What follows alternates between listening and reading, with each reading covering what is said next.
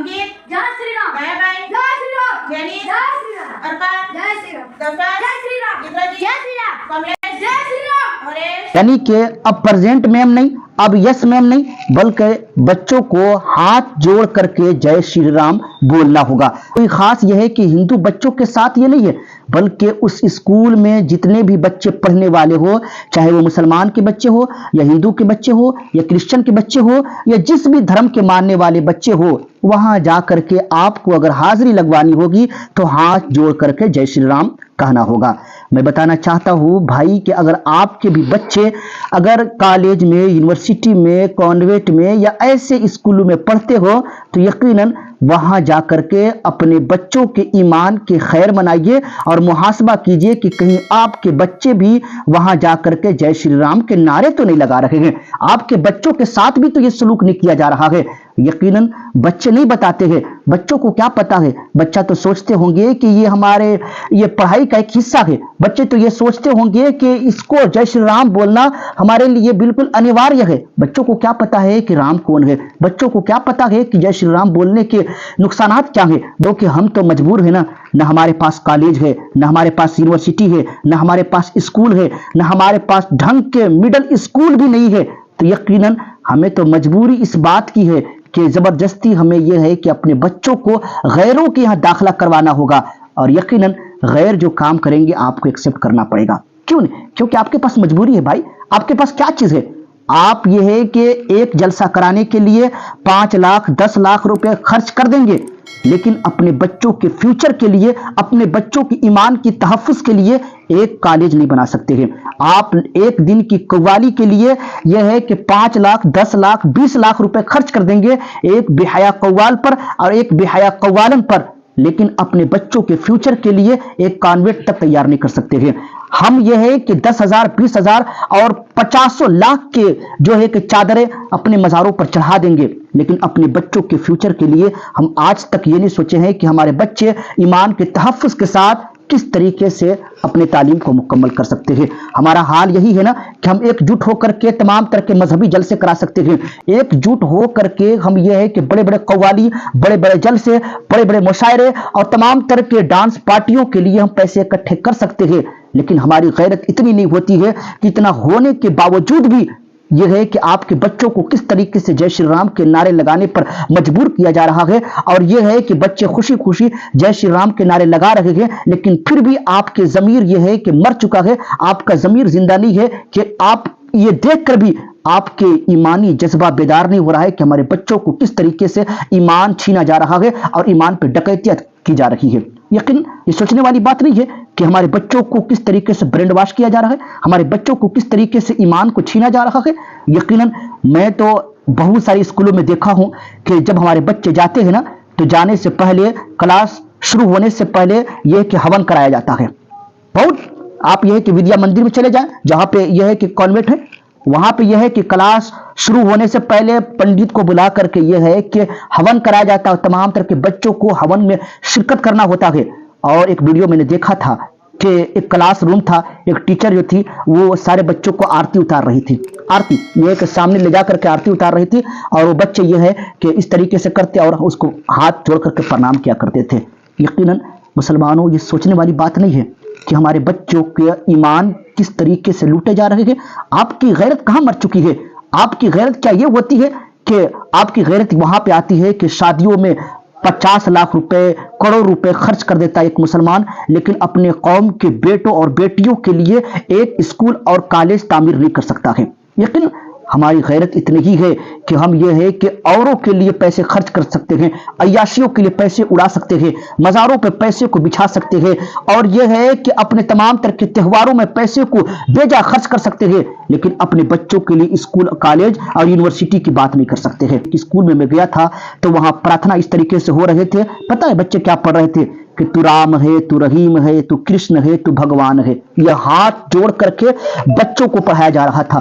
कसम खुदा की मैं जब ये प्रार्थना सुना ना कि हमारे कौम के बेटे और बेटियां भी हाथ जोड़कर तू राम है, तू रहीम है, तू कृष्ण है, तू भगवान है ये पढ़ रहे हैं, तो मेरे आंखों में आंसू आ गए कि या अल्लाह, ये कौम की बेटियां और ये कौम के बेटे जो है अपने ईमान से हाथ धो बैठते हैं और इन्हें खबर तक नहीं होती है। اور ان کے والدین خوشی خوشی جو ہے کہ ایسے اسکولوں میں داخلہ کرواتے ہیں. ان کو پتا ہوتا ہے کہ ان اسکولوں میں کفر یا کلمات پر مشتمل اشعار پڑھائے جاتے ہیں. ان کو پتا ہے کہ ان اسکولوں میں یہ ہے کہ ہمارے بچوں کے ایمان پہ ڈکیتیاں ہو رہی ہے. پھر بھی نہیں جی ہمارا بیٹا میڈیم اسکول میں پڑھے گا, نہیں جی ہمارا بیٹا تو انگلش پڑھے گا. یقیناً میں کہتا ہوں کہ اگر آپ کا بیٹا قرآن پڑھتا ہے اور آپ کو خوشی نہیں ہوتی ہے, لیکن آپ کا بیٹا وہی انگلش میڈیم میں جا کر کے اور انگلش بولنا شروع کر دیتا ہے اور آپ خوشی محسوس کرتے ہیں, تو آپ نبی کریم صلی اللہ علیہ وسلم کا غلام نہیں بلکہ انگریز کا غلام ہے. کیونکہ قرآن پڑھنے سے آپ کا دل مطمئن نہیں ہوتا ہے. قرآن پڑھنے سے قرآن آپ کا بچہ پڑھتا ہے تو آپ کو خوشی نہیں ہوتی ہے. وہی آپ کا بچہ اگر انگلش پڑھتا ہے تو آپ کا دل خوش ہوتا ہے, اور آپ یہ ہے کہ کیا بات ہے, میرا بیٹا تو یہ ہے کہ انگلش پڑھ کر کے آیا ہے, میرا بیٹا انگریزی بول رہا ہے. لیکن اس انگریزی بولنے کے پیچھے یہ ہے کہ کتنے راز چھپے ہوئے ہیں. کبھی آپ نے سوچا ہے اپنے بچوں کے فیوچر کے لیے, کبھی آپ نے سوچا ہے اپنے بچوں کے مستقبل کے لیے, کبھی آپ نے سوچا ہے کہ ہمارے بچے کس طریقے سے ایمان کے تحفظ کے ساتھ یہ ہے کہ اپنی تعلیم کو مکمل کر سکتے ہیں؟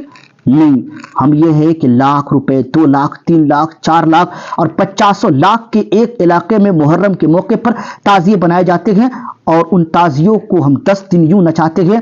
لیکن قوم کے پاس تعزیے بنانے کے لیے پیسے ہیں, ہماری قوم کے پاس بے شمار پیسے ہیں, ہماری قوم کے پاس یہ ہے کہ مشاعرے کرانے کے لیے پیسے ہیں, ہماری قوم کے پاس جلسے میں پیسے لٹانے کے لیے پیسے ہیں, ہماری قوم کے پاس عرس کرانے کے لیے پیسے ہیں, ہماری قوم کے پاس چادروں پہ چادریں چڑھانے کے لیے پیسے ہیں.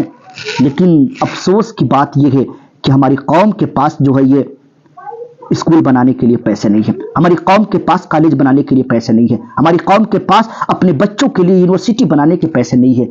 اپنی ضمیر کا جنازہ پڑھ لیجئے, کیونکہ آپ کے بچے کا ایمان تحفظ میں نہیں رہا ہے. اس ہندوستان میں کتنے مسلمانوں کی آبادی ہے؟ لوگ بتاتے ہیں کہ 25 سے 30 کروڑ کی مسلمانوں کی آبادی ہے. اگر ہمارا مسلمان ہر دن 1 روپے نکالے گا, 1 روپے, تو پتہ ہے ایک دن میں 25 سے 30 کروڑ مسلمانوں کے اکاؤنٹ میں آئیں گے. 1 روپے نکالتا ہے تو 1 روپے کی ویلیوشن کیا ہے, 1 روپے کی اہمیت کیا ہے آج کے دور میں. لیکن ایک دن میں 1 روپے ایک مسلمان پیسہ نکالتا ہے تو 25 سے 30 کروڑ بنتے ہیں, اور ہر ضلع میں ایک دن میں ایک یونیورسٹی قائم ہوگا. کبھی آپ نے کیوں نہیں سوچا صرف آپ کے پیکٹ سے, اور یہ ہے کہ آپ کے اکاؤنٹ سے صرف 1 روپے خرچ ہوئے ہیں, لیکن 1 روپے خرچ ہوئے ہیں, آپ سوچ رہے ہیں کہ ایک ضلع میں یہ ہے کہ ایک یونیورسٹی 25 کروڑ کا قائم ہو گیا. لیکن یہ کام نہیں کریں گے جی. یہ کیسے ہو سکتا ہے کہ ہمارے بچے پڑھ لکھ لیں؟ ہمارا تو یہ ہے کہ ہم جائیں گے اور وہی کانوینٹ میں پڑھائیں گے جہاں ہمارے بچوں کو جے شری رام بلوایا جائے گا, وہی اسکول میں پڑھائیں گے جہاں ہمارے بچوں کو ہون کرایا جائے گا, وہی اسکول میں پڑھائیں گے جہاں ہمارے بچوں کو تو رام ہے, تو رحیم ہے, تو کرشن ہے, تو بھگوان ہے, وہی پڑھایا جائے گا. ہم تو وہی داخلہ کروائیں گے جہاں ہمارے بچوں کو آرتی اتارا جائے گا, ہم تو وہی پڑھائیں گے جہاں ہمارے بچوں کے ایمان لوٹے جائیں گے, ہم وہی داخلہ کرائیں گے, چاہے آپ کچھ بھی کہیں. اپنی آنکھوں کو اگر ہم نہیں کھولیں گے تو آنے والے دور میں اور آنے والے وقتوں میں ہمارا کیا حال ہوگا اور ہمارے بچوں کا مستقبل کیسا ہوگا, وہ سوچنے والی بات ہے.